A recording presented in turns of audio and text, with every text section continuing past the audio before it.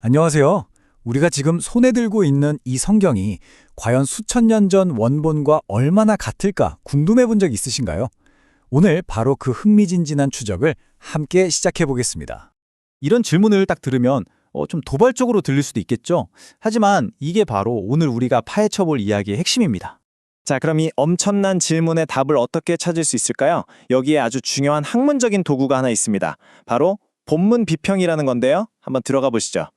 네, 그럼 첫 번째로 대체 본문 비평이 뭔지 그 개념부터 확실하게 짚고 넘어가 볼게요. 자, 본문 비평이란 게 뭐냐면요. 원본은 없어졌는데 여러 버전의 사본들만 남아있을 때 이걸 서로 꼼꼼하게 비교하고 분석해서 원본은 이랬겠구나 하고 재구성하는 아주 신중한 연구 방법이에요. 여기서 비평이라는 말이 막 비난하고 깎아내리는 게 아니고요. 분석적인 사고에 가깝다고 보시면 됩니다. 그리고 이거 성경에만 쓰는 특별한 방법이 절대 아닙니다. 학자들은 호메로스 일리아스나 셰익스피어 희곡 같은 아주 오래된 모든 문헌을 연구할 때 똑같이 이 방법을 사용해요. 그러니까 이건 굉장히 보편적인 학문의 한 분야인 거죠. 그러면 애초에 왜 사본들마다 조금씩 다른 점이 생기는 걸까요? 이걸 옛날에 하던 말 전달 게임에 한번 비유해 볼 수 있을 것 같아요. 여기서 정말 중요한 포인트가 있어요. 이런 차이점들 대부분은 누가 막 신학적인 의도를 가지고 내용을 바꾼 게 아니라는 거예요. 그냥 사람이 손으로 글을 베껴 쓰다 보니까 자연스럽게 생기는 실수들, 말하자면 고대 오타 같은 거라고 생각하시면 딱 맞습니다. 당시 필사자들이 흔하게 저지르던 실수들을 보면요, 몇 가지 유형이 있어요. 예를 들어 비슷한 단어가 연달아 나올 때 중간을 통째로 건너뛰고 본다거나 아니면 어떤 구절을 자기가 더 익숙한 다른 구절이랑 비슷하게 무의식적으로 바꿔버리는 거죠. 뭐 글자를 잘못 보거나 받아쓰기 하다가 잘못 듣는 그런 단순한 실수도 물론 많았고요. 자, 실제 사례를 하나 보여드릴게요. 요한일서 3장 1절에 나오는 또한 우리가 그러하도다 라는 구절, 이게 딱 좋은 예입니다. 어떤 사본들에는 이 구절이 빠져 있는데 이게 바로 아주 전형적인 실수 때문에 벌어진 일이었어요. 여기 화면을 보시면 어떻게 된 건지 바로 이해가 되실 거예요. 필사자가 그리스어로 맨으로 끝나는 단어를 딱 쓰고 다시 고개를 들어서 원본을 봤는데 하필이면 바로 뒤에 나오는 또 다른 맨으로 끝나는 단어로 시선이 점프해버린 거죠.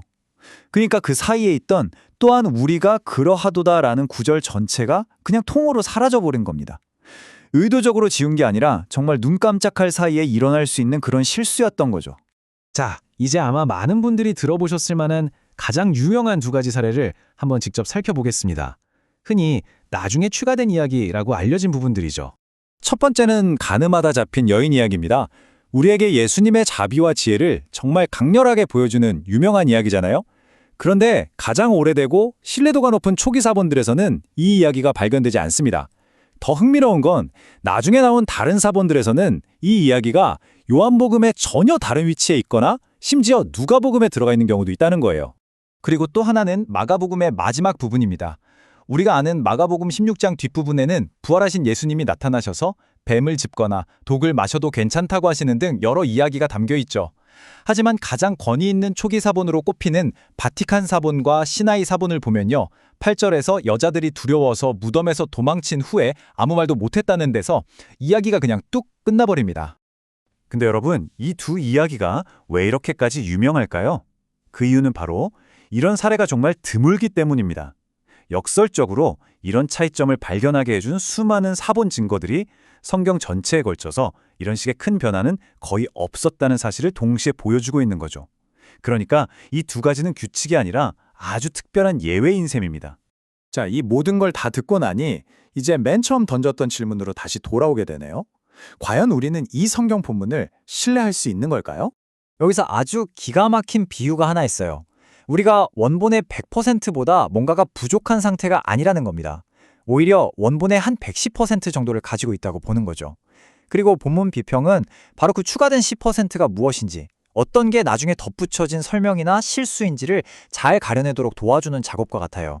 그러니까 정보가 부족해서 걱정하는 게 아니라 풍부한 자료들 속에서 원본의 모습을 더 선명하게 찾아가는 과정인 거죠.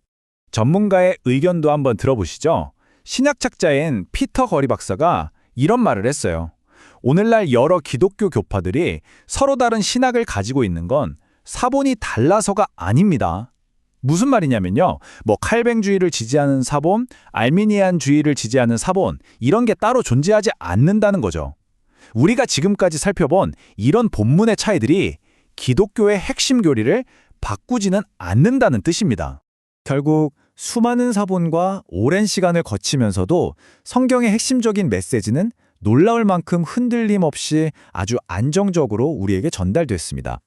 그리고 본문 비평이라는 학문은 오히려 우리에게 그 사실을 더욱 확신하게 만들어주죠.